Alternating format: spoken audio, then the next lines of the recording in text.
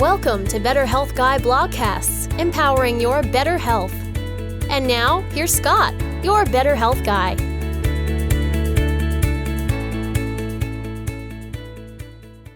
The content of this show is for informational purposes only and is not intended to diagnose, treat, or cure any illness or medical condition. Nothing in today's discussion is meant to serve as medical advice or as information to facilitate self-treatment. As always, please discuss any potential health-related decisions with your own personal medical authority. Hello everyone, and welcome to episode number 134 of the Better Health Guy blogcast series. Today's guest is Dr. William Pawluk, and the topic of the show is PEMF. Dr. William Pawluk is a holistic doctor near Baltimore, Maryland. He's held academic positions at Johns Hopkins and University of Maryland. He's trained in acupuncture, nutrition, herbals, energy medicine, homeopathy, hypnosis, bodywork, and multiple other therapies. He is considered the foremost authority on the use of pulsed electromagnetic field, or PEMF, therapy in North America. His areas of interest include holistic pain management, regenerative health, stem cell stimulation, anti-aging, sleep, and anxiety.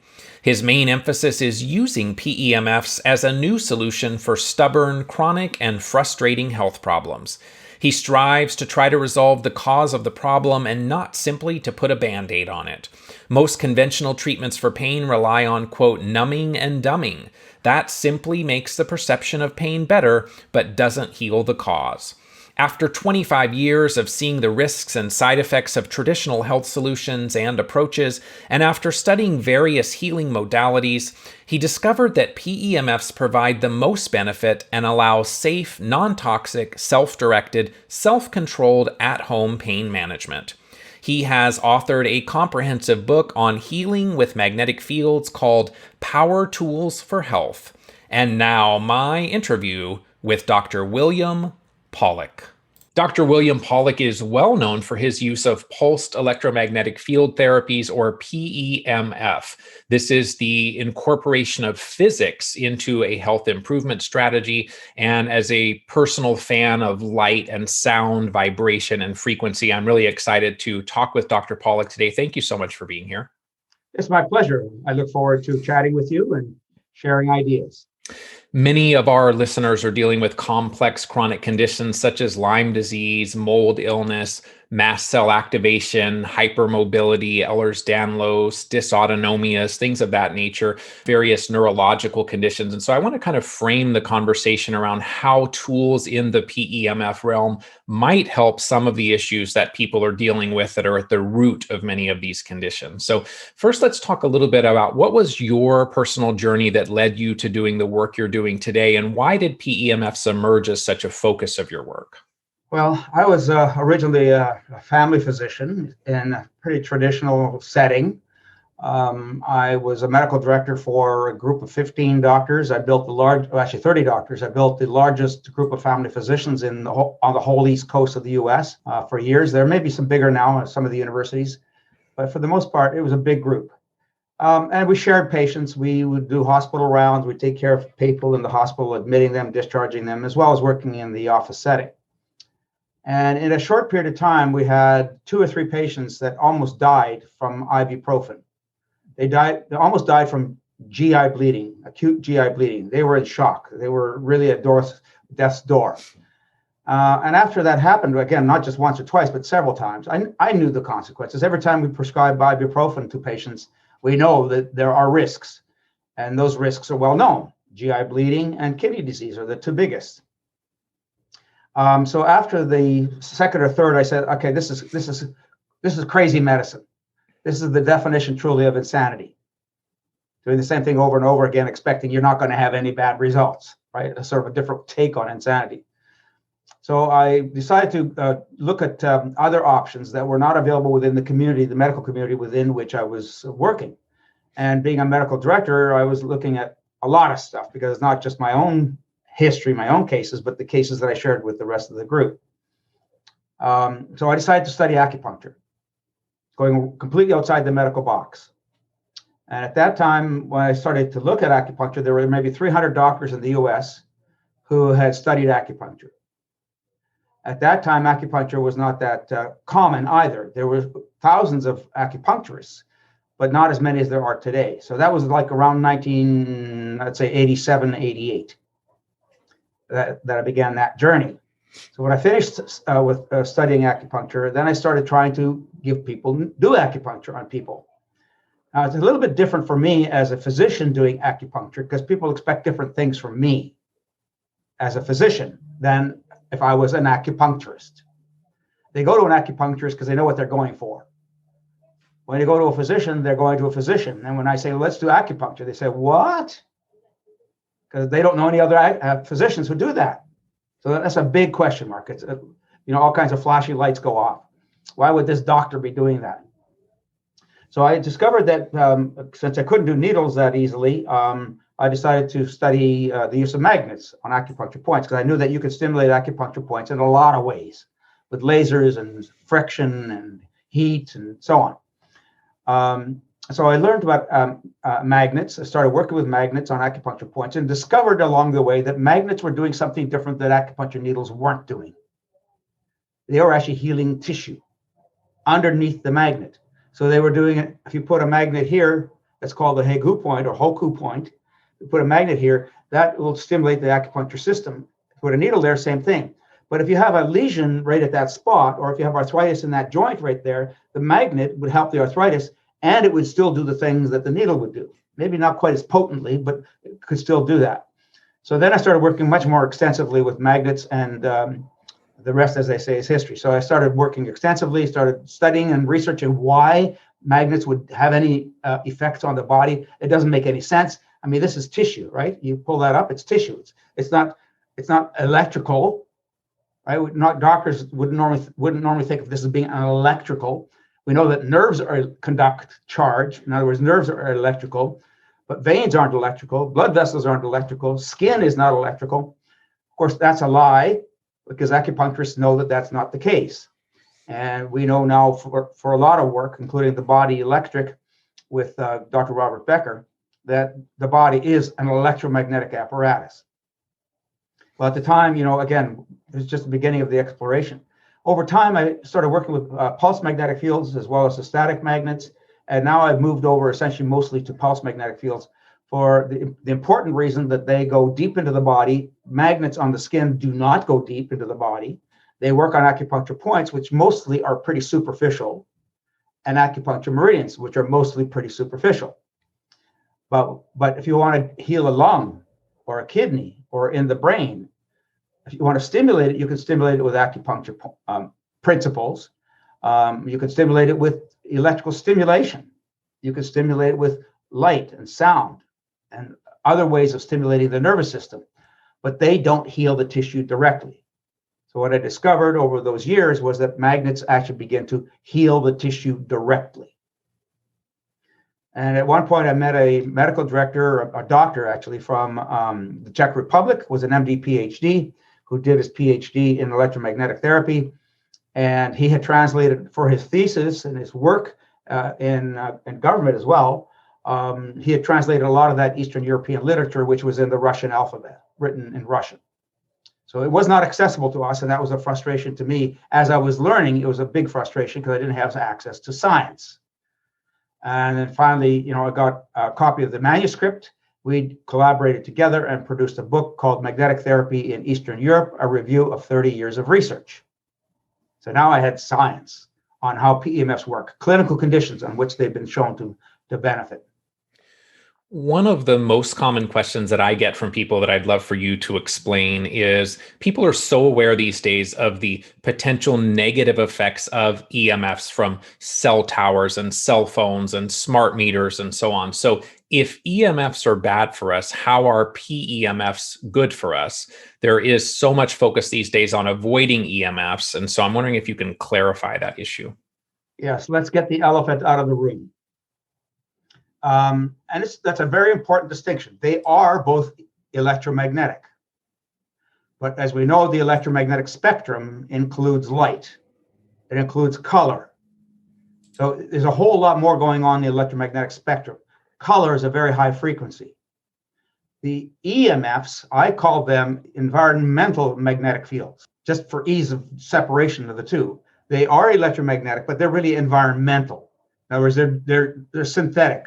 They're created for specific purposes that have nothing to do with health or to help the body. Now, there are electromagnetic devices that are used by doctors, radio frequency, to do what we call ablation, or to burn tissue on purpose, to burn tissue. That's a different aspect of that spectrum. So that's designed to burn. That's designed to kill and destroy tissue. The environmental magnetic fields, for the most part, that are the most harmful to us are the high frequency, which includes microwaves. So cell phones are microwaves. Wi-Fi is microwaves. And why do we have microwave ovens? Because they heat tissue. They heat stuff. So why do they heat? They heat because the wavelengths are so short as they're projected into something, a substance of some kind, let's say meat or soup. They heat it because the microwaves are so short, they're absorbed in that substance. And as a result of the absorption and the continuous stimulation of that substance, it basically heats it. It produces heat and therefore destroys things. Electromagnetic therapies are very, very low frequency. We call them ELF, PEMFs, extremely low frequency. So microwaves are extremely high frequency. And we call magnetic field therapy extremely low frequency. So when you're under about 100 megahertz, then the wavelengths are about 3 meters long. So around 100 megahertz, the wavelengths are about 3 meters long. When you get way up into the microwave level, you're talking about millimeters or even smaller wavelengths, extremely tiny. So the environmental fields are heating fields, they're tissue destroying fields, they are genetically disruptive fields. Again, they tend to harm the body. Now, short exposures often are not a big deal, very short exposures. But when you're wearing a telephone to your head for hours at a time, you're cooking your ear and you're cooking your brain on that side. Not as potently as you would by putting your head in a microwave oven, because you'd have to take your head off. That's a really helpful explanation. I think that will be something people can understand. But let's take it one step further. So many people these days have electromagnetic hypersensitivity syndrome, or what's called EHS. So if someone is sensitive to EMFs, can they use PEMF therapy? And is it possible that PEMF therapy could even help those people that are sensitive become less sensitive over time to what you called environmental electromagnetic fields? There are truths. There are exaggerations of truths, and then there are falsehoods. So EHS is really hard to pin down. If somebody says that they have EHS, I have no choice but to believe them. But how do you prove it? There's no test for it. You have to take their word for it. And there's a study done on people who said they had EHS, where they did a sham treatment. So they gave them the real treatment with a real electromagnetic field, and they had a stimulator that did not have the magnetic field turned on. They couldn't tell the difference. So a substantial percentage of the people could not tell the difference between real and sham. So that said, if I have a magnetic field and I expose it to myself, then my skin turns red. Clearly, there's a physiologic response.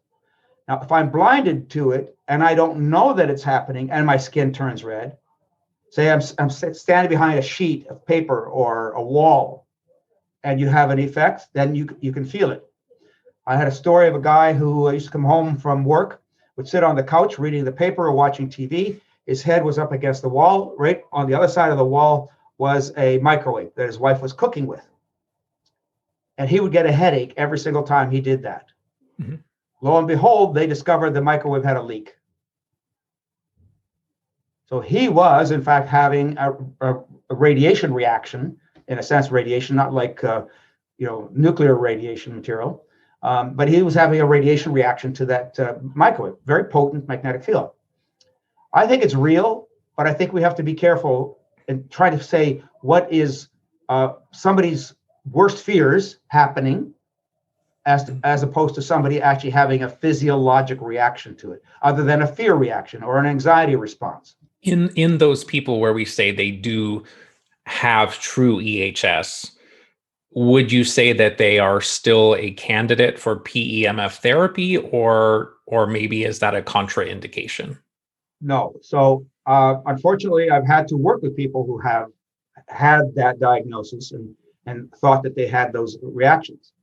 And so you have to get them to tell you or describe to you the circumstances under which they have their reactions. So there's several approaches that you could take. First of all, I would have them exposed to only one frequency at a very low intensity and with a very short treatment time. And then what you do is you gradually bring up the treatment time and the intensity. I call that going low and slow, and see where they start to experience symptoms. Now, magnetic field therapy, why does that actually happen to people? EHS. I don't know if you have an explanation. I think I might. I know with the, that there are the calcium channels and calcium influx into the cells. I also know Dr. Theo Heridas will say that even exposure to a cell phone will activate the mast cells by tenfold. So I think, those are two potential ways that I would consider it. Maybe that's different from your thoughts.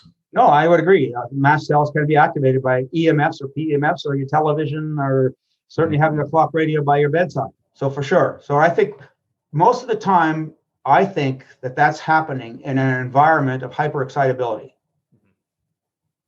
So it's happening in an environment where there's a lot of inflammation in the tissue, where the nerves are irritated and they're inflamed and they're hyperexcitable. So any shift or change in that physiology will fire off neurons. Have you heard of the word allodynia? Yes. All right. So in a sense, this is like allodynia. It may not be experienced as pain, but it's experienced as certainly as a sensory overreaction, if you will, overreaction to something that you and I might not react to, but somebody else does. Right.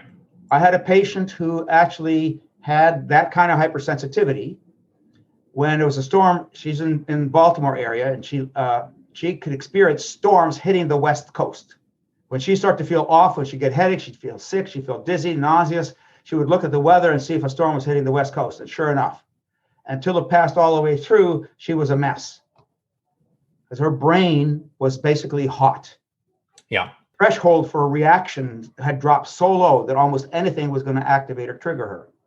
That makes a lot of sense to me. And the listeners of this podcast are probably that population of people, because with mold illness, mold exposure, chronic Lyme disease, those types of things, they're already a much higher level of inflammation that then is making people more sensitive. And then also the limbic system component of that as well, where the limbic system's been triggered and then reacts to threats that are maybe not actual threats, or they're very small threats, and the limbic system overreacts to them. Overreacts, but that's also chronic. It's not usually a single event. Yeah. Usually it's not a single event. Usually it's not a single factor. It's rare that it's one single factor. Most of the time, you got an overlay of a lot of different things going on. A hyperactive immune system, hyper-irritated nerves, a lot of inflammation in the tissues. And you're often going to have everything that you just said, but you're also going to, one of the most common factors I find is EBV, Epstein-Barr virus. Yeah. 85% of the population has it. Epstein-Barr virus does not leave your body. It latches into the white blood cells of the body, the lymphocytes of the body, and it replicates in the lymphocytes and passes on from lymphocyte generation to lymphocyte generation. So it's always there, traveling around the body to wherever you have inflammation. And that's the job of lymphocytes, is to go to the fire, to go to quench that fire.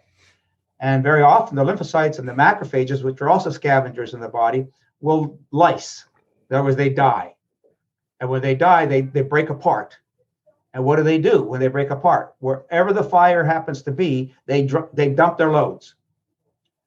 So they dump the heavy metals, they dump the pesticides, insecticides, the other viral particles, bacteria, fungi, parasites, parts of parasites. All of those get dumped into that area of inflammation. So the more inflammation you have, the more that dumping happens in that area as well. And some tissues are clearly much more sensitive to all this than others. And then physiology and genetics and all these variable factors determine what happens in a given individual. And so it's very hard to deal with these things by only a single approach. You really have to use a pronged approach to help people with these kinds of issues. Yeah, absolutely agree. I had the honor to write an article with Dr. Gary Gordon on this topic of PEMF almost 10 years ago. I know you have collaborated with him as well. Funny enough, in that article, we actually mentioned you 10 years ago. Let's start by talking about healthy magnetic fields. The Earth itself has a magnetic field. Some people refer to that as the Schumann resonance, or 7.83 hertz, or cycles per second. How important is the Earth's magnetic field in terms of our health? And is it true that it is either declining or shifting such that it may not offer that same health supporting frequency that we had years or decades ago? All right, so let's clarify some of these points that you're making. I think they're valid, but they're slightly not correct. Okay. Number one, the Earth's magnetic field by itself is static. It's not in motion. All right, it's just there. It's like the same thing happens with a magnet, a fridge magnet. Once it's made, it's there. It doesn't shift. It doesn't change. So the Earth's magnetic field lines are circumvent the planets. Basically, go around the entire planet, North Pole, South Pole. That's static. Now, what you said is correct too, the Schumann resonances, but that's, in a sense, that's not a magnetic field, not like the Earth's magnetic field. So the Schumann resonances are actually created by lightning storms around the planet, and they resonate in the ionospheric cavity. So there's a cavity, an atmospheric cavity, and they resonate within that cavity, and they collect together. They dance, they sing, they work together basically to create the Schumann resonances. Now, there are about 7 resonances. There's not one, there's 7. Now, if you will, in terms of the aggregate resonances, the averaged resonance is thought to be about 7.83 hertz. But our brains are tuned to the ionosphere. If you look at human brainwave patterns, they are exactly like the ionospheric frequencies. So a lightning strike in Sri Lanka is perceived in North America, like my patient, is perceived in North America within seconds. But how many lightning strikes are there around the planet at any given time? Hundreds of thousands, if not millions. So they're all talking. They're all spreading frequencies into the atmosphere. So they're not really magnetic per se, but they are electromagnetic. So they're ionospheric, and they interact with the ions in the atmosphere and molecules in the atmosphere and so on. The next point that you made is that the Earth's magnetic field. Yes, there has been a drop in the Earth's magnetic field over millennia, hundreds of thousands of years, millions of years. That drop is not significant. It's not like it's gone from 100 to 5. But it may have dropped from maybe, right now it's about 0.5 Gauss approximately, averaged. And around the planet, there's a variation in that field as well. It's not uniform through on the surface of the planet altogether. And in my book, Power Tools for Health, I talk about other kinds of magnetic fields that we're exposed to as well. The magnetic fields are the rocks that we walk on and the Earth's surface itself.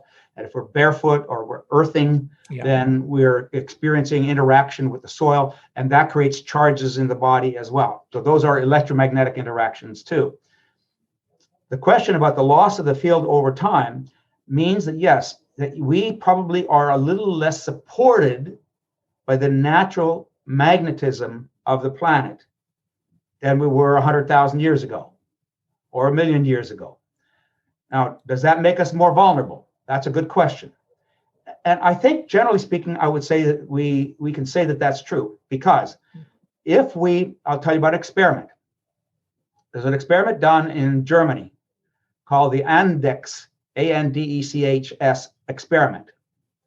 And in this experiment, they took volunteers and put them into caverns. If they weren't caverns, they were actually closed quarters. They were bunkers. They were actually called bunkers. So they put them in bunkers. They completely isolated them from the environment. No pressure changes, no sound, no light, no atmospheric changes.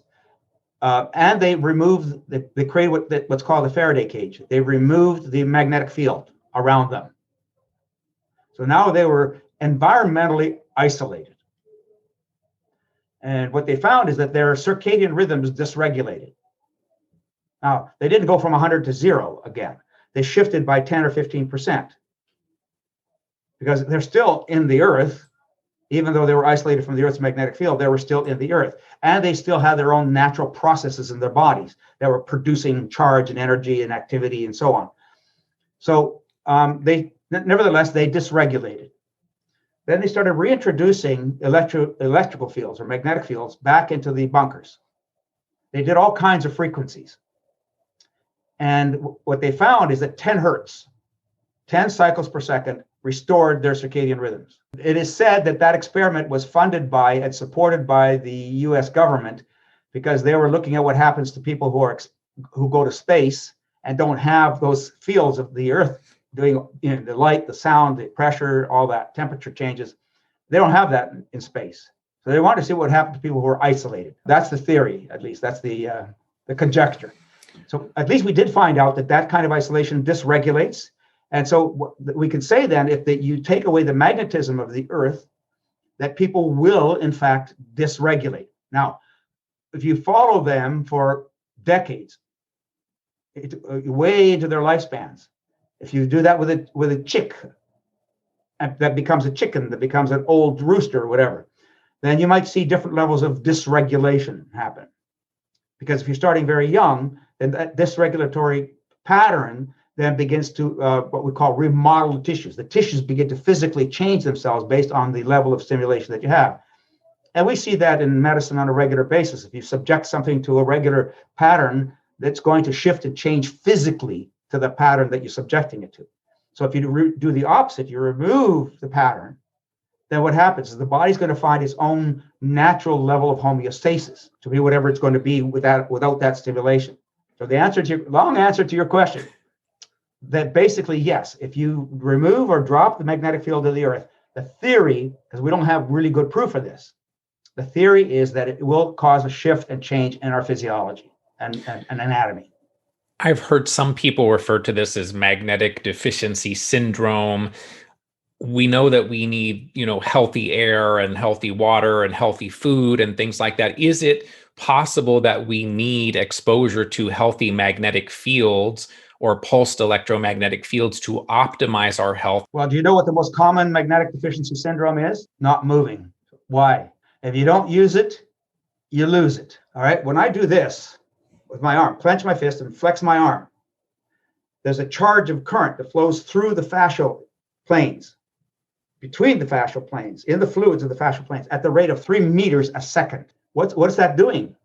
It's stimulating the tissue. It's creating its own electromagnetic field, right? So yes, if you don't use your body, we're designed to be in motion. We're not designed to lay all day long.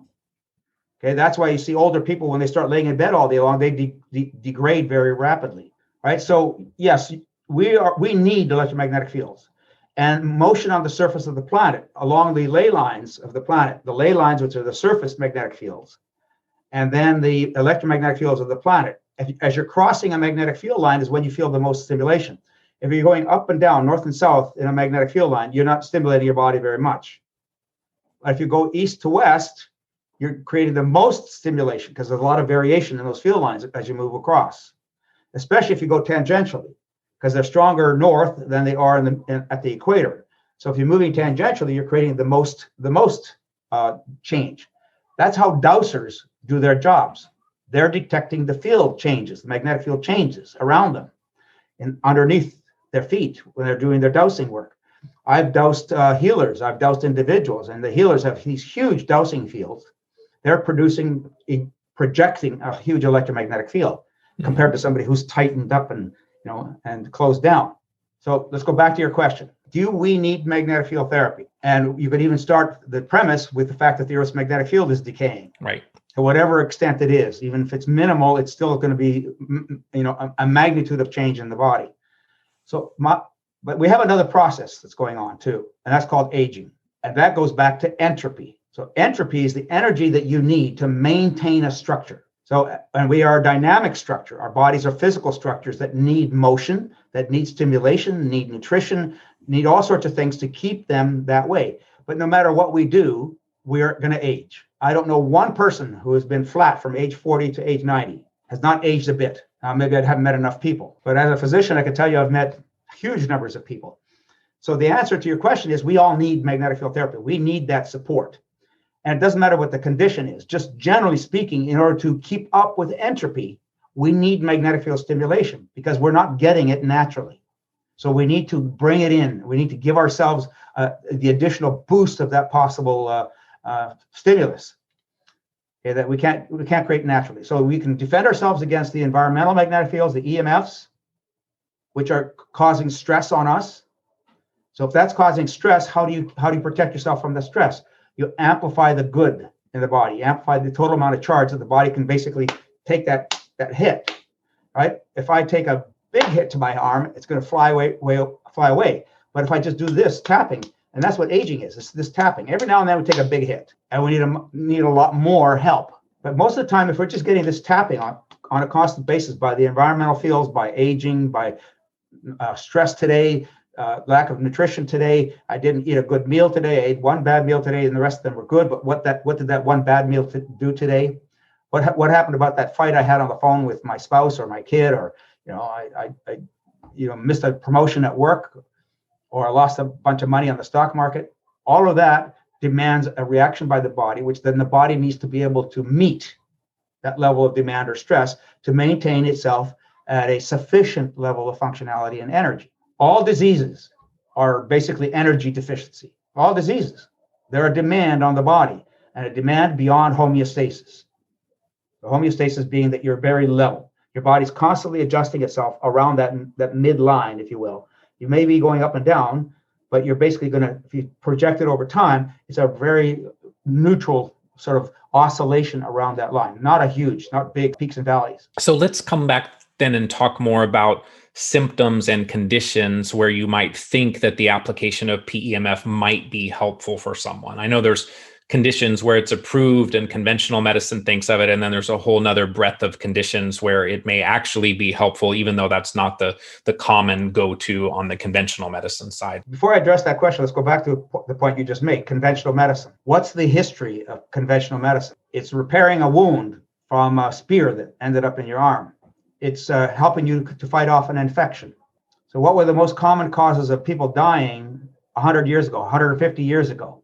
Infection and trauma, and also probably environmental. So either too much heat or too much cold.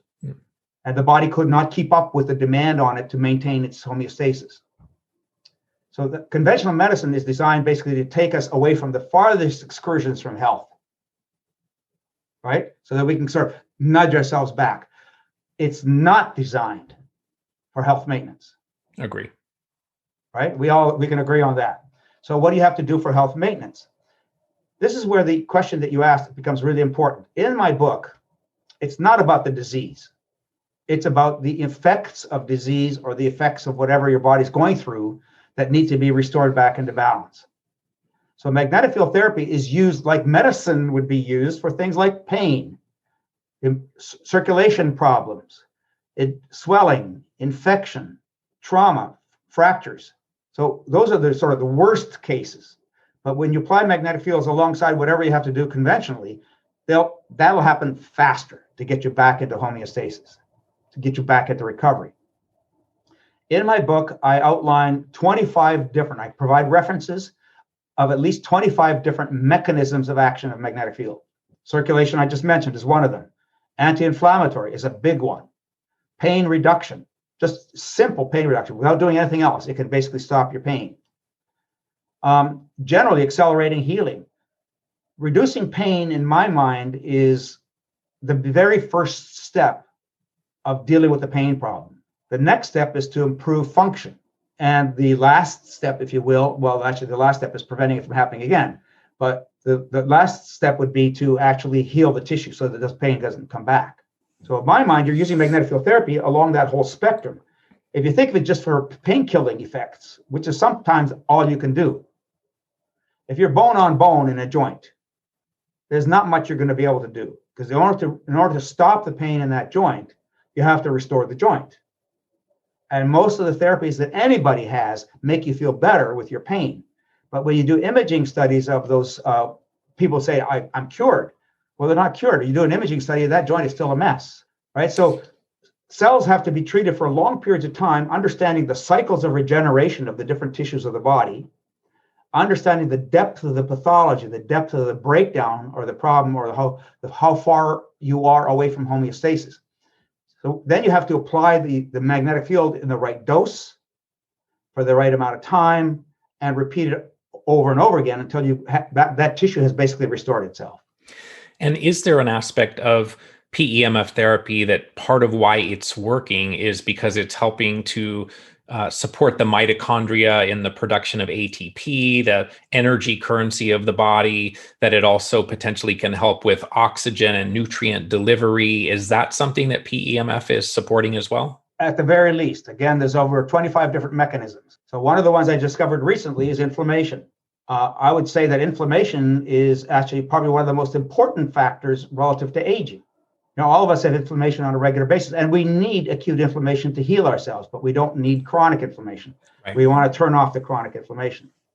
So production of ATP, that's certainly one of the mechanisms, but it's not just about production of ATP. It's about inducing charge in the tissue, increasing the electrical potentials in the tissues for processes to work, even maintaining body energy. PEMFs increase ATP. But how much ATP does your body produce on a daily basis? We produce our body weight in ATP every day, but it recycles every 10 or 20 seconds, or even faster. So it's constantly recycling. We cycle, each ATP molecule in the body recycles about 200 to 300 times a day. So saying that magnetic fields stimulate ATP is important because you're going to give it something, a head start. But if it's breaking down that often, then how often should you be doing magnetic field therapy? Pretty frequently. Continuously. Yeah. Right? Which is not what happens. One of the FDA approved devices for magnetic fields is for bone healing fractures that don't heal themselves, called non-unions. The original device that was approved for that by the FDA, they were treating over a fracture site. Let's say the fracture is here. They were treating over that site 12 hours a day. All right. So there are people who say, well, all you need is 8 minutes. Well, you need 8 minutes for what? What's going to happen in 8 minutes? Is it going to take 8 minutes to move that rock up a hill? Maybe if you're Superman. The Right. reality is that you need to know what you're treating. You need to understand the magnetic field you're using. You need to understand the physiologic processes that are being supported as you use that magnetic field. So all those things that you mentioned, stimulating RNA and DNA, which means that you're increasing wound healing, stimulating stem cells. PEMFs increase stem cell production, but you can't grow a garden in a swamp. So all these people are getting stem cell therapy, but they're doing nothing to clear the swamp. Right. Totally agree with that. Right? Spending $4,000, $7,000, $12,000 when you're trying to grow a garden in a swamp. So if you do magnetic field therapy, it not only helps you to clear the swamp, it helps to stimulate the nutrients that are needed to provide the sustenance to those stem cells, helps them to turn into the tissue that you want them to turn into. And when they do, you continue to support them for the life of that cell. Another common question that I get when we're talking about PEMF and frequency is how PEMF devices are different from rife instruments, which many people listening, chronic Lyme disease, chronic infections, and so on, it's something that they potentially explore. It's something that I've explored in my own journey, didn't particularly find at the top of my list in terms of things that were helpful. But can you separate those for us, PEMF as compared to a rife instrument? So that goes down to basics about frequency, waveform, and magnetic field intensity. Most of the science today has established pretty well that the most important action of magnetic field therapy is to increase charge in the tissue. Now, when you apply a magnetic field to the body, it's interacting with the ions in the body to create actual electrical charge of the tissue. And the electrical charge then provides the energy to stimulate the ATP, to improve the circulation, to open blood vessels, to do all the work that magnetic fields do. So one thing that it does, increasing charge, has this cascade of events through all the other things that it does. So charge is the most important. Frequency is somewhat important, but it's the charge that's important. Now, how often do you have to bring that charge into the body? That will vary significantly from the tissue, from the damage, what has to happen. Now, in my book, I have over 500 references, and the book is Power Tools for Health. There's over 500 references documenting the effects of PEMFs, both in terms of actions and in terms of specific diseases that have been studied. So I don't do rife. I have a rife machine. I spent $4,000 for a good rife machine, or more, actually. I have the books. I read about it. I'm intrigued. All energy medicine intrigues me. Where it fails for me is I don't see the references. Mm-hmm. I don't see the science. So a lot of the rife, even Rife himself, used how many frequencies? I don't know the exact number, but for his work, I believe it was a fairly small number as compared to what people explore today. Right. So, but the exploration that you're seeing today is whispered down the lane. Mm-hmm. I had this experience. It's individual case reports. I had this experience with this frequency. But if they tried another person with the same problem, did they get the same result? So that is the good news and the bad news about science. But the good news about science is that replicate it. Do it over and over and over again. And then basically you find all the different parameters of how well it works for a given problem. So right now, most of the frequencies, for me, the problem that I find is that most of the frequencies tend to be unproven. They're a case report. So what happens then is that it's not reliable. The second aspect of it is it's a principle of engineering. It's also a principle of physics. If charge is the most important thing, how rapidly does that magnetic field rise to its peak? So you get the amount of time that it takes to do that and how high it gets. So you need the peak and you need the time. If you increase the frequency of the magnetic field, let's say you need to go from here to get the maximum magnetic field. And let's say that takes a second. Well, let's say it takes 3 seconds or 5 seconds. Then you could divide that line into fifths, let's say 5 seconds. So five seconds, we can do the math on this in terms of frequencies. But if you decide to go faster and you modulate it enough that it doesn't go all the way up, it doesn't take 5 seconds. Let's say it jumps off the line at 4 seconds. Is it going to reach the peak? Because it needs to go from here to here. It's going to take 5 seconds. So it doesn't reach the peak. If you increase that frequency even more, all the way down to here, then you're going to have an extremely low magnetic field. When you needed this much to do the job, now you're only getting this much. So the power behind the rife frequencies becomes a very important determinant. If somebody says that their magnetic device produces, let's say 100 Gauss, but they don't tell you what frequency that was measured at. So I'm going to say most likely they measured it at the lowest frequency, which is going to give them the highest intensity. So let's say that frequency was 3 hertz or 5 hertz. So now they say for rife purposes, let's use a 250 hertz or not 900 hertz or 750 hertz. Well, again, you've got off the line a lot faster. So the magnetic field intensity drops significantly. So you're not getting the same amount of power to do the job in the tissue. And if charge is the most important factor, then again, you don't have enough charge. So that's another problem that I have with rife largely. Is the term charge that you're using, is that similar to Jerry Tennant's term cellular voltage? Are we talking about this? Okay, yes. We're talking about the same thing. Yes. So let's dig a little more then into Gauss, which you just mentioned. I want to understand a little more, how important is the Gauss of a device? Is more always better? A lot of the things we do in the Lyme and mold arena, sometimes people do too much, sometimes something a little more subtle. I often say sometimes the body needs a nudge rather than a kick to the face. And so I'm interested in how important is Gauss? And then I'd also like you to talk a little bit about the concept of waveform. So we hear about sawtooth and square and so on. How important is the Gauss and the waveform when we're talking about PEMF therapy? I have a blog on my website about adenosine. So adenosine as a molecule has been discovered to help with inflammation. And PEMFs have been shown to stimulate the adenosine receptor. So the adenosine receptor takes the adenosine, puts it through the receptor, and then the receptor does the jobs in the tissue that need to be done. 15 Gauss has been determined to be the optimal intensity. Never mind frequency, it's 15 Gauss. Actually, the frequencies that were used in those studies were anywhere between about 10 to 75 hertz. So they varied. It wasn't just one frequency. But nevertheless, they discovered that 15 Gauss, 1.5 millitesla, is the optimal. And the curve goes like this. So at about 15 Gauss, it flattens out. The benefit flattens out. So that's relatively low, correct? In the Gauss? Instrument world, 15 Gauss, is that considered high or low? Well, there are tons of systems that are being sold to people that are less than that. They're not even a Gauss. Okay. All right, but that is relatively low. So I have magnetic therapy devices that go up to 7,000 Gauss. Right.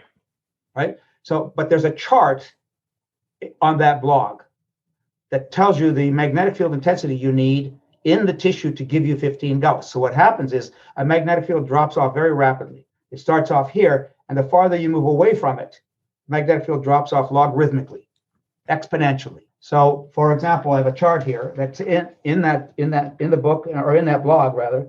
If you start off with 1,800 Gauss, 4 inches into the body, that 1,800 Gauss will go to 15. All right. If you start off at 200 Gauss to deliver 15 Gauss where you're trying to treat, especially for inflammation, it's going to go down to 15 Gauss in about an inch. Right. So it's very shallow in terms of it acting. So 200 Gauss here, and by the time it gets here, it's 15.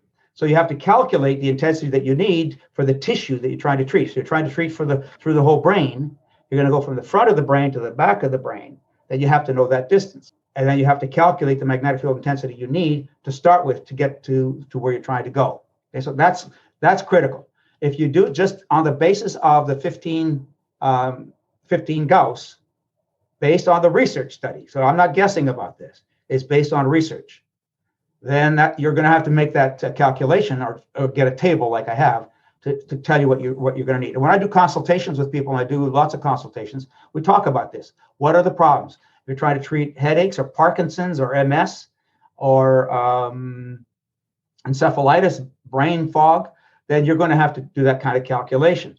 If you're trying to treat Crohn's disease, ulcerative colitis, a lot of inflammation in the belly, then you're going to need to calculate what the distance is going to be to deal with inflammation through that whole volume.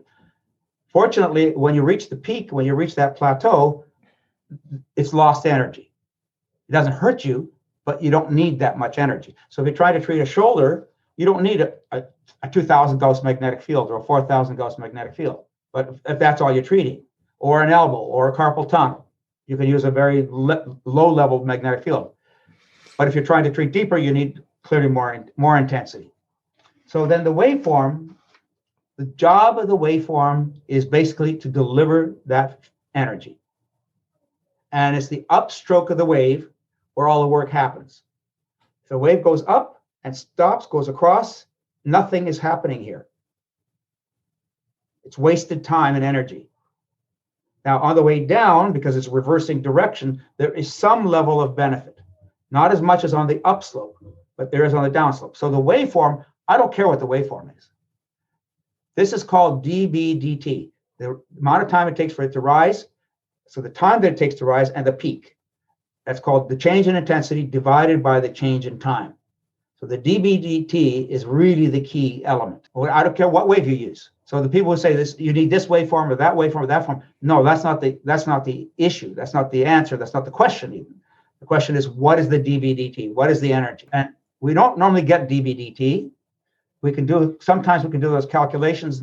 What we have to do, and we mostly go off the peak intensity of the magnetic field. One of the things that was interesting in reading some of your material to prepare for this was the calcium, sodium, potassium, magnesium, and the potential benefits associated. And I wondered if supplemental electrolytes, can that synergize PEMF therapy to make it more effective? So calcium is a good question. The short answer to your question is absolutely, but only if you're deficient. You can take calcium, but the body says, when I go up to this level, if I exceed that level, I'm going to pee it out, right? I'm going to get rid of it because I don't need that much. So there's a lot of things in the body that are like that if you're deficient, if you're starting low, you need this much, but you're starting down here, then you need to make yourself sufficient.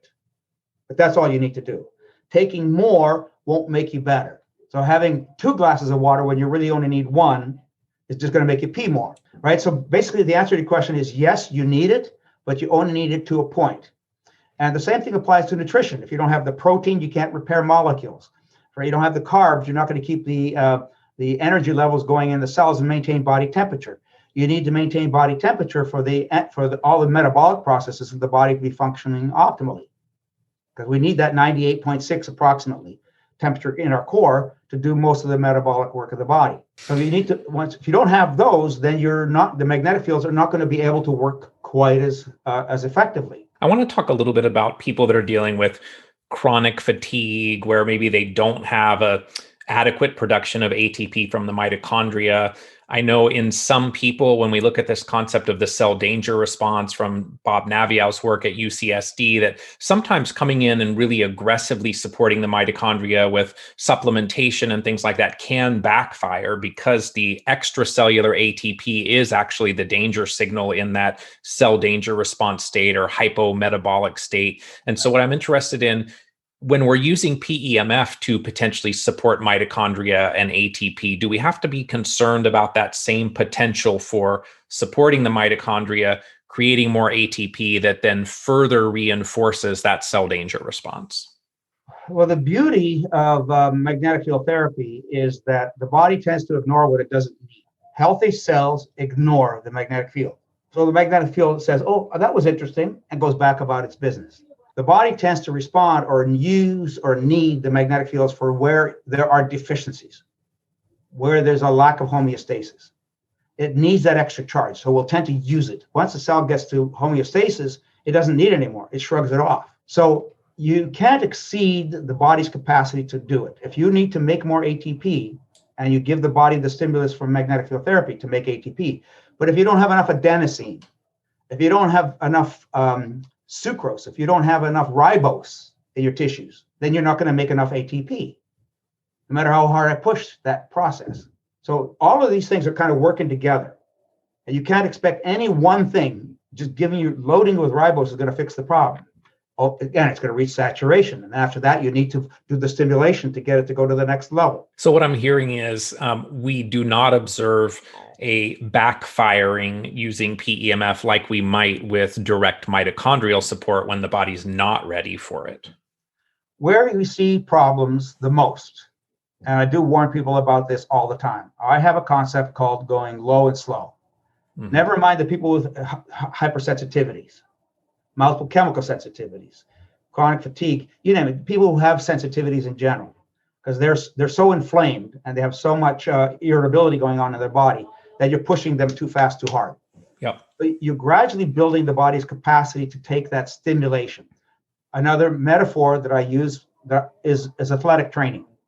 Essentially, with magnetic field therapy, you're doing athletic training in the body. You don't get off the couch and run a marathon the next day, right? So with magnetic fields, you're pushing the tissues, you're stimulating the tissues, you're pushing them to do more, up to their capacity.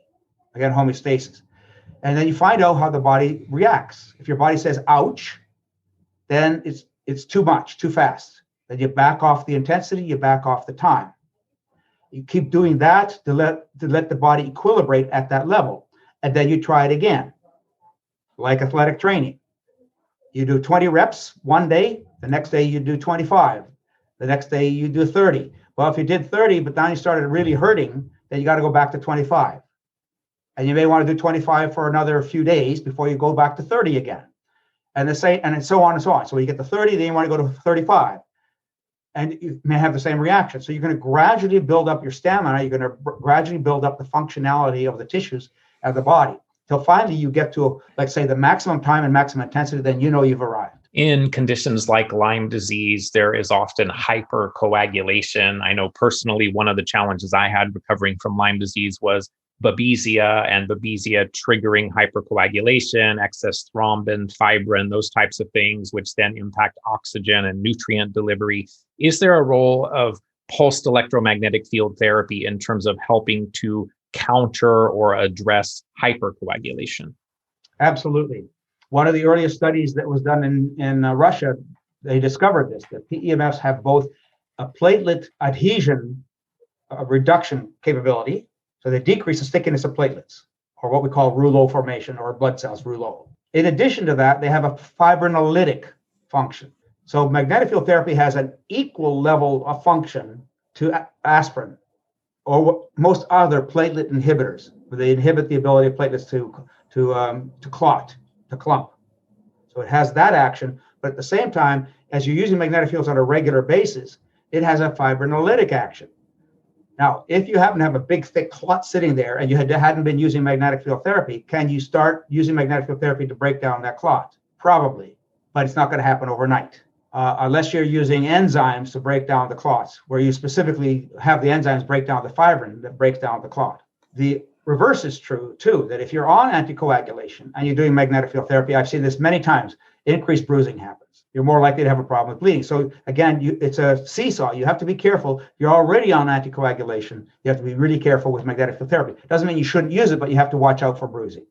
Because you may need less of the enzyme therapy as you introduce the PEMF or the anti-clotting therapy, or the less of the enzyme therapy. Yep. Exactly. Let's talk a little bit about the impact of PEMF on the immune system. So looking at microbial overgrowths in the body or microbial burden in conditions like Lyme disease and chronic fatigue and so on, can PEMFs have the ability to support the immune system so that over time the body can itself reduce that chronic microbial burden? When we're thinking about Lyme disease, for example, is that something that PEMF therapy will help with longer term? So I think in Lyme disease, PEMFs have a lot of different actions and many roles.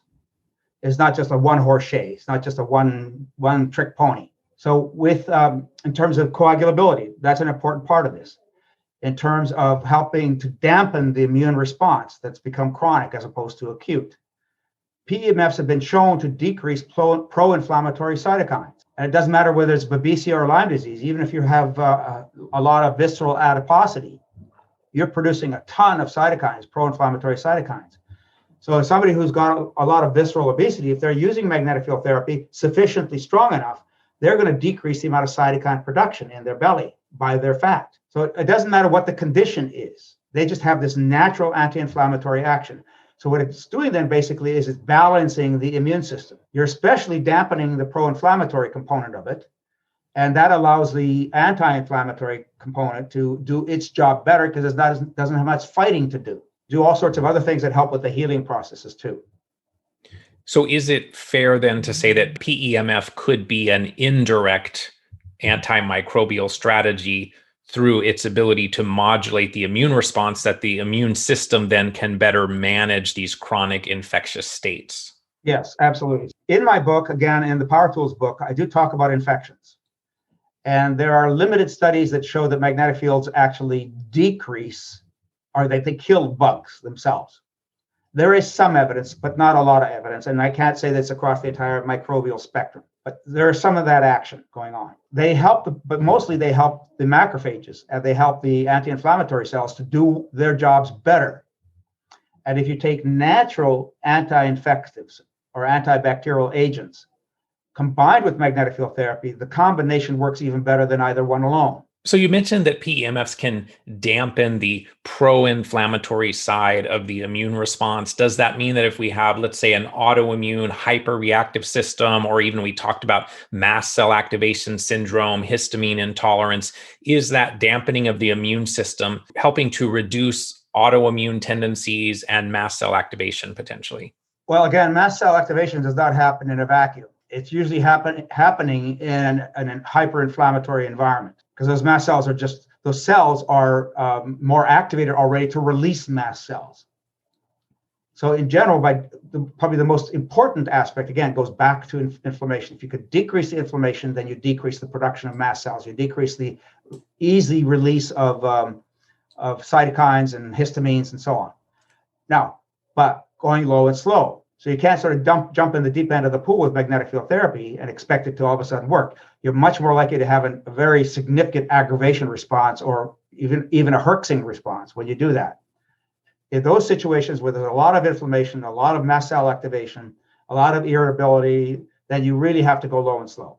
Those tissues have to gradually build themselves back up again and receive homeostasis. So the faster I push it, the harder I push it, you're going to react. And we don't want you to react because you're going to stop doing magnetic field therapy. But if you gradually allow the tissues to condition themselves, then you start the repair work without getting a significant aggravation. You probably have to experience a little bit of aggravation, but you don't want to go over the top. I want to talk a little bit about hypermobility, structural integrity, collagen. If we think about things like Ehlers-Danlos syndrome, maybe taking it into bone loss, osteopenia, osteoporosis, how might PEMF help us from a structural integrity perspective over time? Well, they certainly, again, there's information in the book about gags and collagen and fibroblasts, and the fact you can take mesenchymal cells, mesenchymal fat cells, even fat cells, and convert them into convert the stem cells in fat into fibroblasts. They can convert into other tissue building cells. So we're talking here about supporting the extracellular matrix, essentially. Correct. So collagen production is one of the key elements of PEMF therapy, is that they increase collagen production. But there's a whole, again, all the gang is turned on. It's not just one element. You cannot dial a magnetic field to turn on one thing. If that's what you're looking for, you're not gonna get it. All the different 25 actions that I mentioned of magnetic fields, and I just recently discovered that actually they also turn on the endocannabinoid system. So that's a relatively recent discovery in medicine. Magnetic fields have been around for 75 years or so. Well, did we know about endocannabinoids 50 years ago? Mm-hmm. Right, but we're now discovering that actually they affect the endocannabinoid system too. So all these actions are happening at the same time. The body decides what it's going to do with the stimulus, right? If you give it enough push, stimulate it enough over a long enough period of time, all these processes will be done by the body in the ratios and proportions and timelines that the body wants or can invoke or use. We know, for example, wounds will heal in half the time. That's increasing collagen, gags, fibroblasts, growing new cells, bringing in the stem cells. All that's happening, but you don't heal, you don't heal this overnight. You can take a fracture and you might be able to heal the fracture in half the time. You can take a wound and you might be able to heal it in half the time. But it's still going to take all the building, all the molecules and elements that you need to rebuild a tissue. Have you worked with anyone with Ehlers-Danlos syndrome that saw benefits from PEMF? So in my mind, the first stage of helping somebody with EDS is to help them with their pain, is to help them with the amount of inflammation that's caused in their bodies because the joints are too liberal, they're moving too much. So it takes years for somebody with EDS to notice a significant difference in terms of their joint mobility. Because how do you repair a joint that's hypermobile? You have to tighten it. So what's the fastest way to tighten a joint? If it was a ligament or tendon, I would say prolotherapy, but exactly. Okay. All right. So that's causing inflammation, causing irritation to create scarring that tightens up a joint. In the long run, that's not a good thing, right? In the long run, the best thing to do is have the body rebuild itself to tighten those joints and ligaments. But then you're fighting the genetics that's caused the problem in the first place. So it depends on the momentum of the genetics and how rapidly those joints are breaking down. The problem with EDS is that we don't get at these people early enough. If we got at their problem when they were children, very young, in the first year or 2 years of life, then we'd be able to do a lot more, a lot quicker. But if they're an adult, your age, my age, then at this point, to try to reverse all that's been going on for 50 years or 60 years, or even 30 years, it's not going to happen overnight. Yeah, I mean, interestingly, what I see with Ehlers-Danlos syndrome is some people do have that more primary genetic variant of it. And then there are people that they get, Bartonella, for example, that triggers the EDS. And I have seen people that when they treat the underlying infectious trigger that maybe epigenetically then, accelerated their genetic expression, that they can reverse the condition when they start focusing on the microbial piece as well. And so it sounds like maybe this could be a good adjunct therapy to help support the rebuilding of those structures as well. It's giving the body a fighting chance is what it's doing. You still need all the nutrients. You still need to affect the genetics. There's all these other cofactors have to be dealt with at the same time. We can't just rely on magnetic field therapy to help. We know that in many chronic illnesses that there is a terrain aspect of these conditions. You mentioned heavy metals and pesticides and so on. So can we think of PEMF therapy as a detoxification modality? Does it help support the body in getting rid of these environmental toxins? One of the very earliest things I learned about pulsed magnetic fields, and I saw some experiments done in Germany with that, is that PEMFs help open up membrane channels. So, and it depends on the scientist and the membrane channels they're studying, but nobody's studying all the channels at one time. Essentially, the concept is that magnetic field therapy is throwing open the doors and the windows. Nutrients get in better and waste gets out better. So yes, We see herxing, we see aggravation responses. Some of that's related to inflammation, but some of that certainly could be due to the release of embedded materials. But if somebody's locked into a cell and locked into a cellular structure, it's hard to get that out. If it's sitting loosely inside the cell fluid, interstitial fluid or intracellular fluid, and you open up the membrane channels, it's more likely to get out. Obviously, if it's a gas, it's more likely to get out. So again, these processes take time. So there is that risk, there is that benefit. Now, if you're in the brain, what happens when you start to release things? They just move from one place to another. We can't direct them to go where we want them to go because we don't know exactly what they are, where they are, and how much you have to get rid of. So I always recommend, if we're doing detox work, you have to be doing chelation. You have to be doing other things to mop up all those molecules. And for that purpose, I use zeolite. Yeah, and it's interesting. You mentioned the brain. I mean, one of the things that I've heard Dr. Dietrich Klinghardt talk about is that it is difficult oftentimes to get at the toxins that are stored in the brain because of the blood-brain barrier, and that is an area where the application of physics-based solutions are necessary. And PEMFs do affect the blood-brain barrier. They generally tend to open it up a bit. But again, you need to talk about the right intensity of the magnetic field to be able to do that. So if you take a 10 Gauss magnetic field or a 200 Gauss magnetic field, it's not going deep enough into the brain to across the brain, basically do blood-brain barrier, like opening it.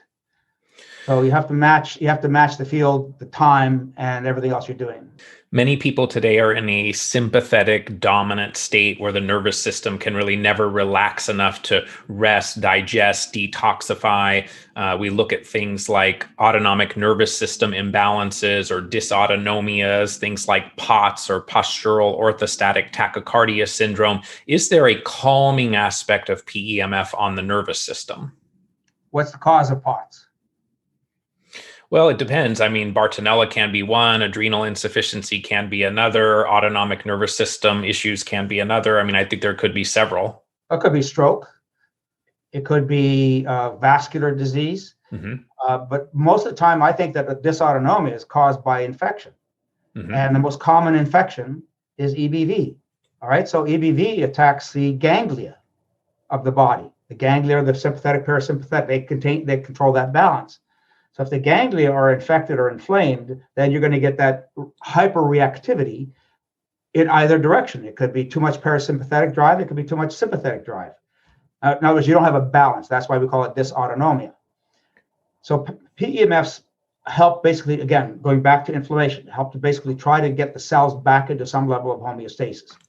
It's not a fix for the problem, but again, if you're dealing with all the other parameters around that problem, then you should see gradually over time an improvement in those symptoms, going low and slow again, because you're kind of pushing that system, the nervous system, with the magnetic fields, and you have to do that gradually. In some of your writings, you've said that certain frequencies can increase tinnitus. If we're looking at people that already have tinnitus, is PEMF therapy problematic, or can certain frequencies also decrease the tinnitus? So then we go back to cause. So I always go back to cause. I always try to understand the pathophysiology of a problem.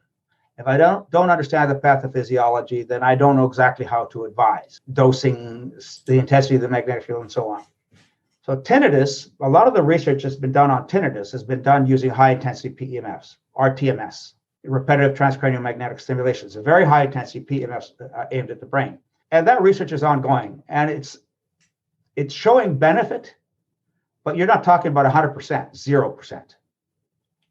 You know, from a statistical perspective, all you need to do is to show that it's less than chance. Is that 10% benefit, 20% benefit? Because again, there are different causes and reasons for tinnitus. Most of the time, it's not the ears.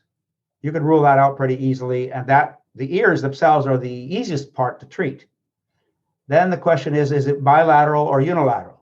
And one study I read actually showed that it didn't matter which side you treated, even if it's unilateral. So some frequencies can aggravate tinnitus. Some intensities can aggravate tinnitus. PEMFs, as I said, can aggravate anything.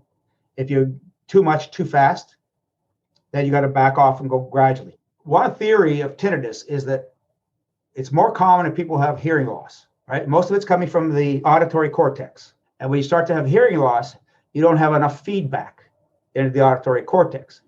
And nature abhors a vacuum. So what happens is the cells start talking to each other. And that's essentially what tinnitus is, right? So if you want to heal it, you try to heal the hearing is one of the key aspects of it.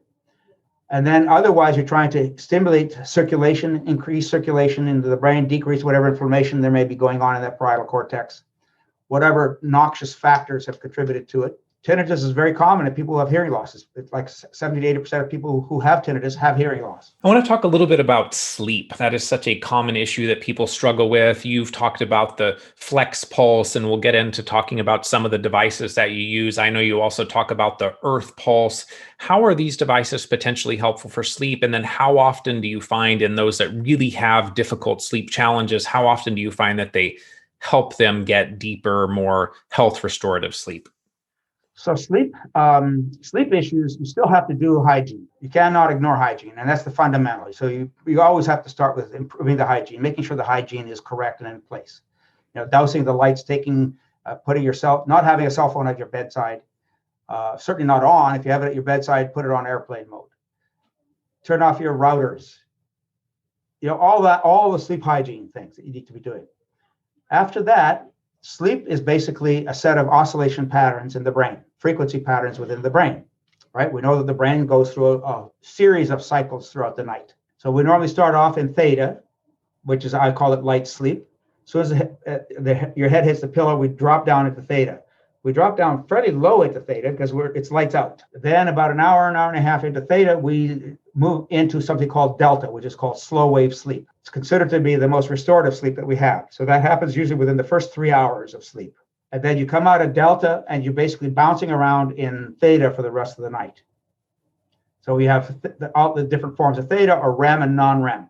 So the first phase of theta, when you first fall asleep, is non-REM. Delta is considered non-REM sleep as well, non-rapid eye movement sleep. But it's not theta, it's delta. So dreaming is REM sleep. So we bounce around between, and there are phases of REM throughout the night, and then phases of non-REM throughout the night. We spend probably 70 to 80% of our nighttime in theta. When we're aware that we're not sleeping, then you're out of theta. You're bounced up into alpha. If you're dreaming and you're aware that you're dreaming, that's REM sleep, but you're in high REM or high theta, which means that you're aware, right? Once you become aware, say you're not quite awake, but you're not sleeping deeply, you're not unaware, you're not unconscious, then you're going to be in high theta. I used to use audiovisual entrainment techniques. I used to use all sorts of techniques to keep the brain at the levels we wanted the brain to be. The problem is doing things during the night. People are bothered in different ways by different appliances that are put on their heads, whether they have earphones, whether they have goggles. People don't keep these things on. Also, I've discovered over the years, audiovisual entrainment using specific frequencies, and they're trying to guess where this is one of the problems that I have with the earth pulse, is you design, so you're going to go down, and then you're going to bounce around at a lower level, and then you're going to gradually come up. So you're trying to basically tell the brain to do something. My brain wants to be awake, and I want to put it to sleep, that I'm going to resist falling asleep, right? If I want to be asleep, but I'm awake, I'm not going to be able to stay awake very easily. My brain wants to be awake, or asleep rather than awake. So we're kind of battling against the tendencies of the brain, towards what we think the brain should be doing at that moment in time. So artificially, synthetically trying to ramp down, and what I call ramping, ramp down and stable and then ramp back up again, is artificial. So what I've learned over the years is it's better to give the brain one frequency, and the brain will do whatever it wants. But if I give one frequency, the brain is going to be listening to that one frequency more likely than it will to a whole jumble of frequencies. And how long do I have to give a frequency to the brain before it says, I hear you? If I change the frequency too soon before it's actually heard it, then there's not going to be any benefit to that frequency, right? So what I recommend is that people use delta, and they put it under their pillow or on top of their pillow, not under the mattress. You need a strong enough magnetic field to capture the brain. So if you're listening to somebody whispering, you're going to have to really pay attention to their listening, to listen to them. if they're having a conversation like we are right now, relatively audible, then you're going to hear it for sure. But if I'm yelling at you, you can't ignore it, right? But you don't want to be doing that because that's disruptive. So that's up jangling to the nerves. So essentially what you want to do is to present enough of an intensity over enough of a period of time where it's going to listen. The brain's going to listen. So you start in delta, the brain's going to drop down into theta, and it's going down into delta probably faster than it would normally. And it's going to stay in delta longer because that's the most restorative sleep. Hooray. We're happy for that, right? Then we start to come back up into theta naturally. Then you're basically wearing a weight around your waist. Your brain is trying to have you be relatively awake and aware. So what we're doing is we're dropping you down below the surface. You're going to swim the rest of the way below the surface. So I call that tethering. You're basically tethering theta. So you're keeping the level of theta down in the brain so you're able to sleep better longer. One frequency, delta. Now, which part of the brain controls sleep and awareness the most? Right there.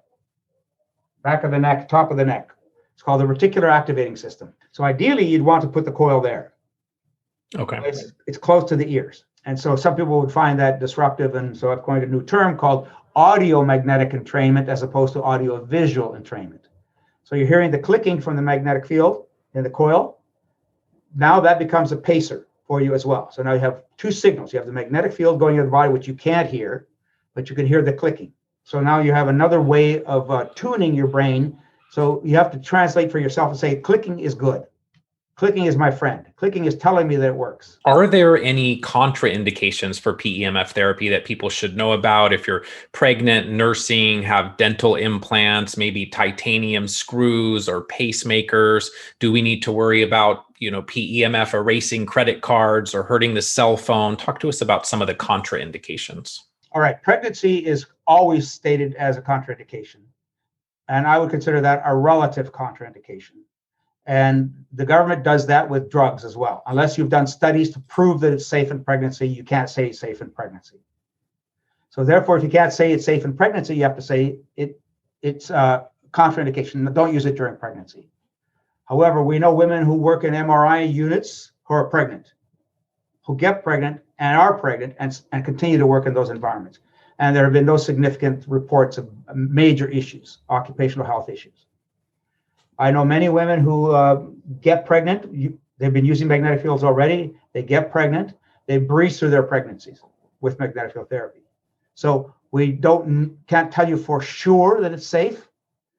Even if even all the studies in the world may not tell you that it's sure to be safe, because who knows, random things happen in pregnancy anyway. Mm-hmm. So pregnancy is a relative contraindication.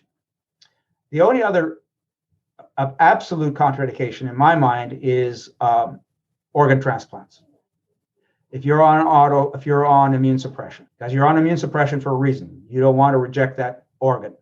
So we don't know how the magnetic field is going to affect the immune system relative to you. We don't want it to be stimulated clearly. Right.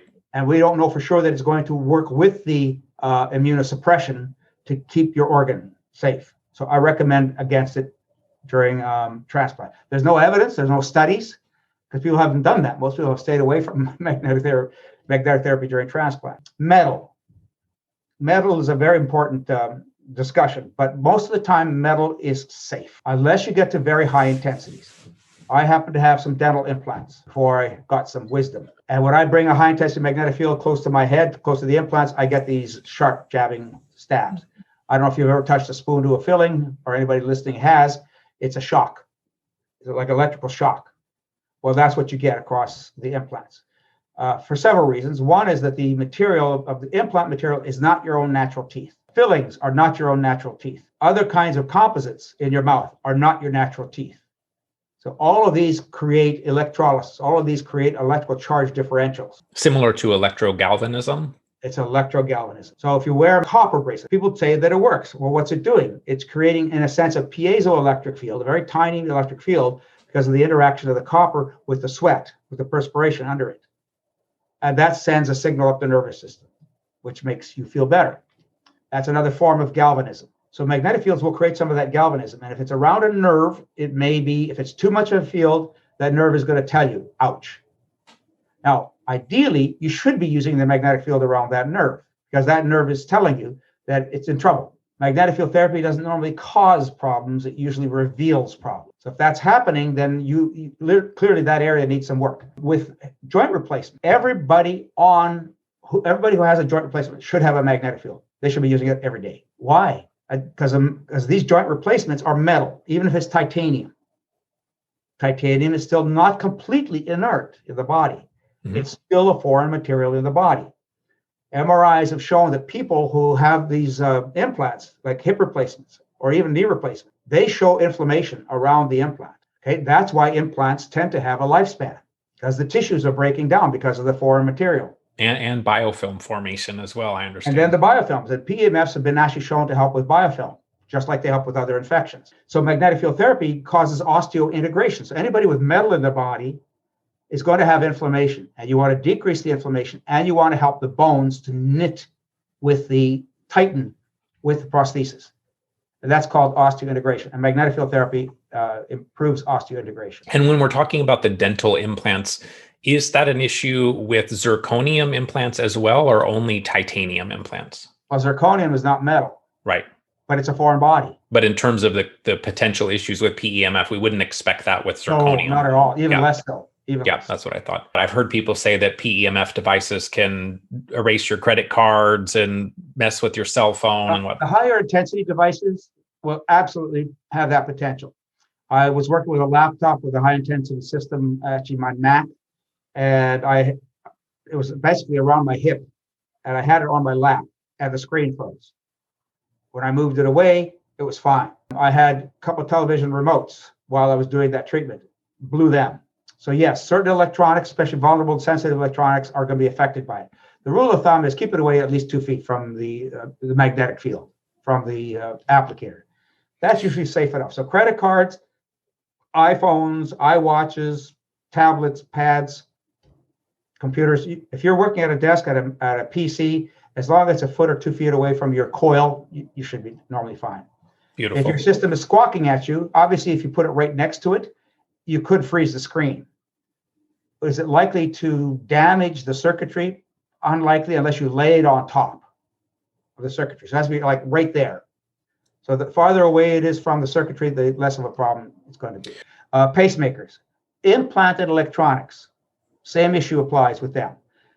Nowadays, most of the implanted electronics are what we call MR conditional. And people have to find this out, if your doctor says that you cannot do an MRI, then it's not MR conditional.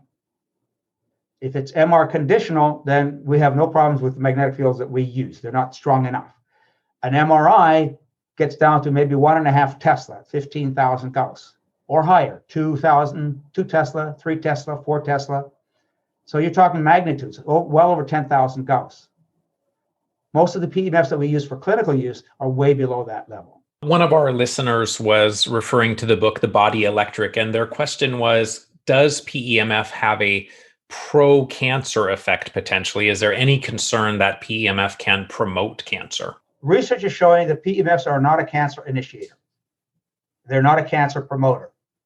I routinely recommend magnetic field therapy for cancer because magnetic fields have been found to actually improve the effectiveness of chemo. If you go with chemo, they help the tissues to recover from radiation. You don't want to recover the tissues that were cancerous, but you do want to recover healthy tissues from radiation. They may actually, if you use them before radiation, they may actually help with radiosensitization. In other words, they may make the tissues a bit more sensitive, especially cancers, to the radiation. Absolutely help with recovery from surgery. So at this point, we do not have evidence that PEMFs actually are cancer initiators, except for EMFs, the environmental magnetic fields, the high frequency fields. They're more likely to because they're genetically disruptive. Beautiful. PEMFs are genetically supportive or gene supportive, the ELF PEMFs. I know some of the devices that you talk about, the Flex Pulse, the BioBalance, the Tesla Fit. Can you talk to our listeners a little bit about where those might have application if someone has a shoulder problem, for example, compared to a need for more systemic support? What devices are you recommending and where they might fit in a particular protocol or health maintenance program? So health maintenance is one issue. And then treatment is another. So they're separate in terms of the way you have to think about them. You have to decide whether you want whole body or whether you want local. Whole body is more likely to be used for health maintenance. On the other hand, if you have osteopenia or osteoporosis, you need whole body treatment because the whole skeleton is involved. And you need a high enough intensity magnetic field that it's going to penetrate with an adequate level of magnetic field through the whole skeleton. Inflammation is one of the most common causes of osteopenia and osteoporosis. It's hormones, but there's more to it than that. We know that people who have gluten sensitivity are more likely to have osteoporosis. So inflammation is a big reason for osteoporosis, generic inflammation. So again, if you're obese, you're more likely to have osteopenia or osteoporosis because you have a lot of inflammation in your body. All right, so local versus systemic. If you have problems throughout many areas of the body, you're going to generally want to have a whole body system or a bigger magnetic system. Flex pulse is a local system. It's battery operated. It has a maximum magnetic field intensity of around 200 Gauss. So again, it doesn't go that deep. So when you try to work with the shoulder, that's fine. If you try to work with a hip, it may not be strong enough for a hip. If you try to work with MS or Parkinson's or brain trauma, it's probably not strong enough. It can be helpful, and I actually did a study on brain trauma, on concussion, using a 200 Gauss magnetic field, which showed some benefit. But for 3 months, then after stopping it, after 3 months, the benefit basically regressed. So we know that it's probably not strong enough deep. Now, there's lots of research actually on high-intensity PEMFs and concussion and brain injury, TBI. And I actually wrote a review article on in the Journal of Science and Medicine, JOSAM, it's called, JOSAM. It's a good journal that has a lot of magnetic therapy information on it, and it's free access. Local problems that are relatively superficial, a portable PEMF device is adequate. The Earth Pulse is a smaller machine, but it's not portable. You have to plug it in. So a downside of some of these machines is you have to decide whether you want something that you can put on and walk around with or drive in your car or take on an airplane. Then the Flex Pulse would be more ideal for that. If you need higher intensity and you're going to treat for a short period of time, then you could use a more local device. So there are lower intensity, medium intensity, and high intensity local systems. For whole body, again, if you're treating a condition like stage 4 cancer or osteoporosis, osteopenia, then you need the high intensity whole body system. If you don't know what you need, go to our website and we have a consultation form on the website. You can actually book a consultation. So where does the biobalance and the Tesla fit into that conversation that you just shared with us? Very important. I think I'm glad that you asked that question. So Flex Pulse is portable, battery operated, local, and that's what I use for sleep. So it's a great sleep device. Also, it's good for alertness. If you're going to be driving long distances, you can put that one coil in the back of your head at, say, 23 hertz, 24 hertz, 40 hertz, and it'll perk up your brain to make you alert. So it's the cup of coffee without the buzz, right? As soon as you take it off, the brain just goes back to what it wants to be. The other devices that you talk about, biobalance, is a whole body PEMF system that's really more for health maintenance. It will run all night. And for some people, particular people with a reasonable level of sensitivity, then putting a whole body system on your bed and running it all night can also help with sleep a lot, rather than just totally tuning the brain with a higher intensity device. So the Flex Pulse goes up to 200 Gauss for a single coil. The biobalance is 10 Gauss. But because you're distributing that energy over a larger part of the body, you're turning up a lot of cells at the same time, as opposed to a local system, which is not turning on that many cells. So biobalance, again, is probably more for health maintenance than anything. Then you go to the Tesla Fit devices. Tesla Fit has 3 devices. The Tesla Fit Plus 2, which is the base system, Tesla Fit Duo, and the Tesla Fit Pro. Tesla Fit Pro is really more for the professional setting. It's very high intensity and can cause muscle contractions. So that's, again, more professional. That's why it's called the Pro. The Tesla Fit Duo is nice because you can run 2 applicators at the same time. So it's a duo. It's got 2 channels. And that allows you to treat 2 body parts at the same time, or you could actually treat 2 people at the same time, 2 different people. But it's going to be more expensive, and that magnetic system goes up to about 5,200 Gauss, strong enough to cause muscle contractions as well.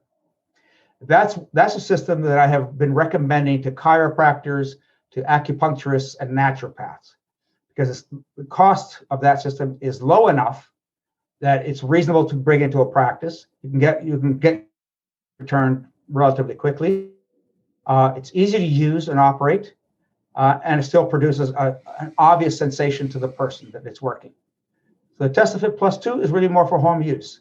So I have lots of people who buy the Testafit Duo who are not practitioners, because it's stronger. It goes from 4,000 Gauss for the Testafit Plus 2 to 5,000 Gauss for the Duo.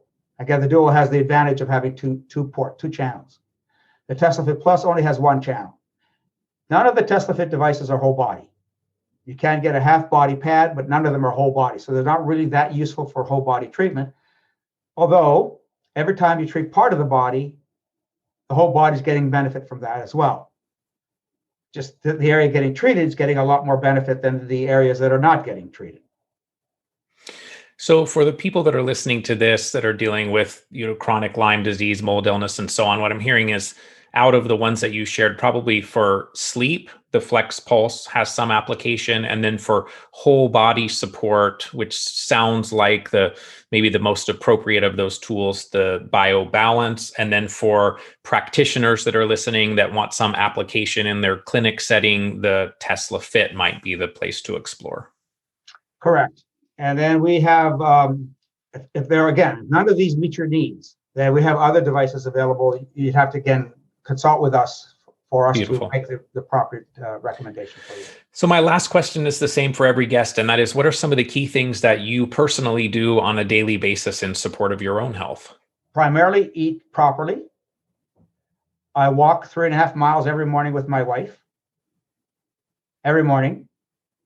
Well, except maybe when there's deep water, sheer ice, 2 feet of snow, and really gale strength winds. But that's only probably 20, at the most 20 days a year that I have those restrictions. I use magnetic therapy every night. I use a magnetic therapy device under my pillow every night. I sleep with it. I drink a good big green drink every day. I use CBD, and I use PEA. Beautiful. For inflammation.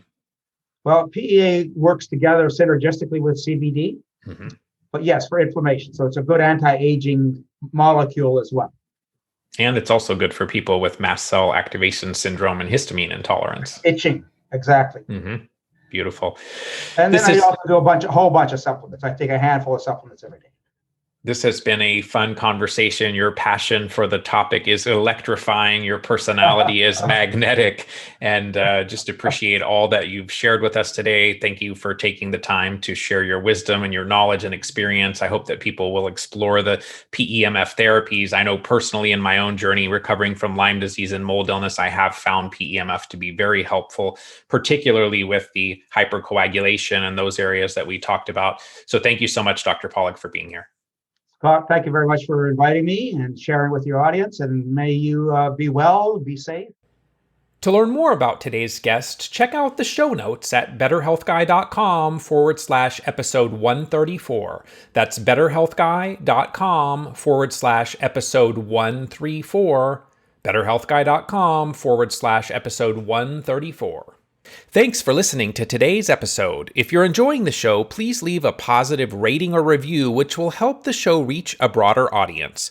To follow me on Facebook, Instagram, or Twitter, you can find me there as Better Health Guy. To support the show, please visit betterhealthguy.com/donate. And to be added to my newsletter, please visit betterhealthguy.com/newsletters. This and other shows can be found on YouTube, Apple Podcasts, Google Podcasts, Stitcher, and Spotify. Thanks for listening to this Better Health Guy blogcast with Scott, your Better Health Guy. To check out additional shows and learn more about Scott's personal journey to better health, please visit betterhealthguy.com.